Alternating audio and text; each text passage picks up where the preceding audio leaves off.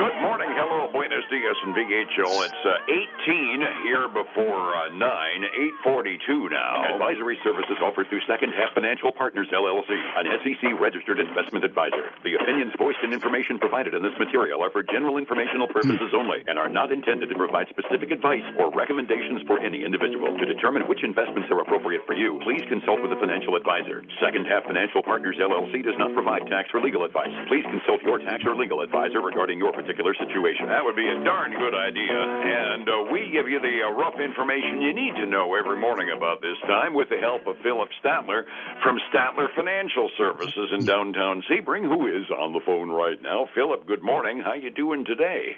Hey, good morning, Dave. You got to be excited about today because we had a green day, a really green day yesterday. And I got to tell you, Dave, it looks like we're going to open with a green day this morning. And if we can finish that way, that means we got 2 days back to back where we got green ink. That would be a great thing. Oh, we take it so happily, and I feel the need to retract my comment yesterday, wishing that President Trump would just shut up for a while, because this time he opened his trap, said to everybody, "No, I'm not planning on firing Jay Paulson. I'm just mad at him." And that was more than enough to make the market happy. Put that together with some other press comments. We'll get to it in a couple of seconds here. And the Dow was up by over 1,000 points, 2.66% up yesterday. Standard & Poor's was up by 2.5%, up 129. NASDAQ was up 2.7%, up 430. I didn't see the Russell, but I'm betting a nickel that was even happier than the other two, weren't they? Actually, it was right in line with NASDAQ, 2.71%, but 49, almost $50 up yesterday. Oh, Lordy. It was like happy times were here again. Number one, Trump basically saying he wasn't going to fire the Federal Reserve chair. And then we started talking nice.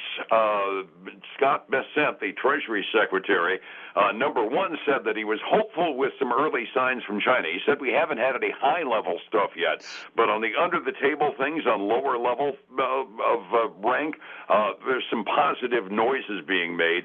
And then he said something that I think really set the market on fire. He said the current tariff levels are not sustainable long term. And since he's kind of sort of the architect of this mess, it kind of gives you reassurance there isn't any plan of keeping them there that high for that long. And boy, did the market like that, didn't they? Are you there? They really did, Dave. Yep, it did. My internet kind of comes in and out, but yeah, it did. They liked the market really liked what Trump said and Bassetti said. It was good news, and the question is, where do we go from here? And you and I continue to say, if we knew what the outcome was going to be, if we knew what we were looking for, we would be better off across the board when it comes to the market. And that's the thing that I've been saying. That as sensitive as we are to, to Truth Social posts and casual comments and news interviews from the decision makers, if we just had a rough roadmap, don't even need to know the route we're going to take. But if you're planning on going to the North Woods of Maine, just tell us that's where we're heading. I don't care which road you take necessarily. We haven't had that so far. And I think the comment from Scott Bessent yesterday was the closest thing we had to that roadmap when he said, no, this level is not sustainable long term. And everybody said, oh, there is a plan. Boy, that was a relief, wasn't it? Yeah, it really was. And you can see it right in the marketplace and what they thought about it. And it continues to seem to be pushing through even today. Absolutely. And that really, the upward motion in the futures this morning is even more of a surprise, because one of the glamour stocks reported after the close yesterday, and boy, gosh golly, before we get to all of the current reports that we've got out for earnings season, did Tesla stink the place up or what yesterday? Yeah, it was not a good day for Tesla when we look at their earnings. They missed across all avenues. I mean, they were down in earnings. They missed in revenue, missed in deliveries.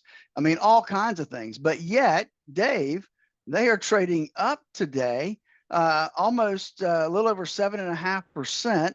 And I got to think it's because Elon Musk said he's going to be going back to work here in May or June.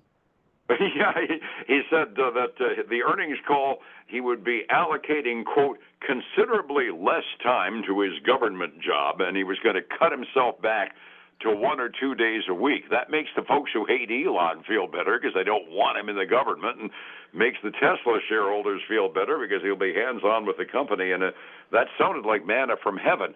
But even Tesla's resale values have gone down the toilet. Partially because you never know. You drive a Tesla down the street, some government employee in Minneapolis might key your car and then not even get arrested for it. I mean, it's just a perfect storm. Public disapproval, rabid opposition. The sales aren't as good as they could be. I think Elon's making a smart decision, don't you? I do. I mean, I think it's time. He's got a pretty good committee, I think, working for him as well. So he doesn't, and he's done a lot so far, right? So how many more departments and how many more agencies are there for him to really be unleashed upon? Well, it kind of comes into that publicity stunt mentality I got too in the process. Musk is high profile. We get a bunch of moles who are really good at recovering deleted data from computers and the like, and looking at things where they could find more waste and items that they can suggest be terminated. It just makes sense if they do it underneath the radar. And then actually we might have that Department of Government Efficiency, instead of being a publicity stunt, turn into a real Department of Government Efficiency. I think on balance, this is probably a good thing. Well, I think so. I think that's well. And we've got a couple other earnings, Dave. Boeing, another company, reported. And hey, they didn't lose as much money as expected. They only lost 49 cents a share, way better than the $1.18 they were expected to lose. And here's the deal. They really and truly, I mean, year over year, if you compare first quarter last year to first quarter this year, they lost $31 million this first quarter of this year. Last year, they lost $355 million. A pretty good improvement for Boeing there. And so they are trading. Well, I'll tell you, as soon as my pop, there we go, 8 1/3. I'm sorry, 5 1/3%. They're trading up today. That's good news, especially given the impact they can have on the Dow. Yeah, exactly. Yep. And that's probably some of the benefit there.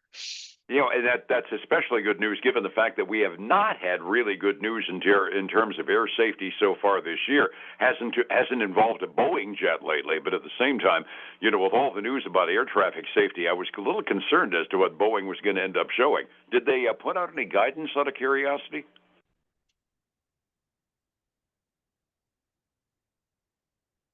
I think we got an internet question again. Oh, Did you see it? Did you see any guidance from Boeing?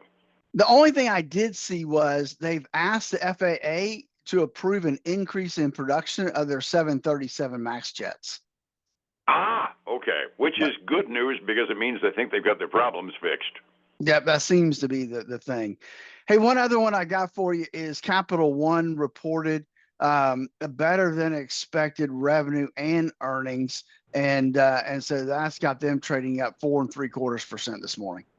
And given the kind of cards that they have a tendency to specialize in, that's good news for the consumer economy because they tend toward being an everybody gets a credit card company, which it's good news to see them actually beating the street on that against some upwinds on the economic front.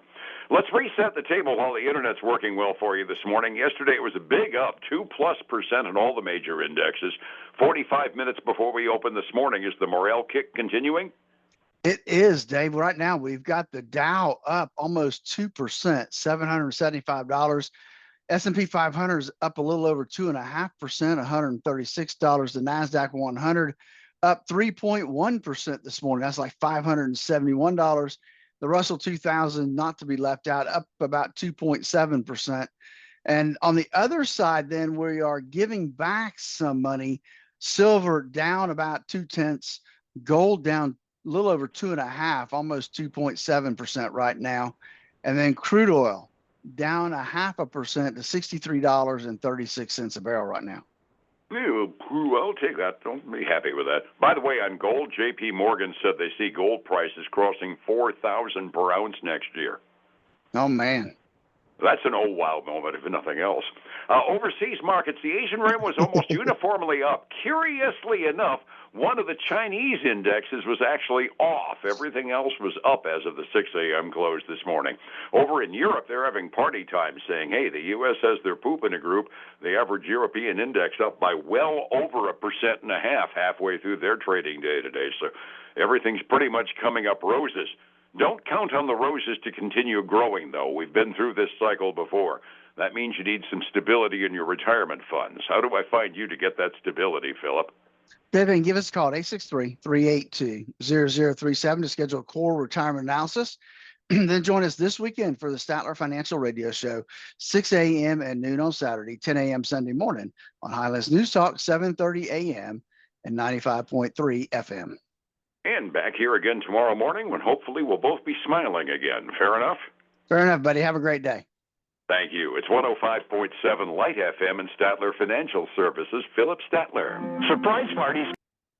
Folks, again, I want to thank you for joining us today. Have a great day, and I look forward to speaking to you again tomorrow. Take care.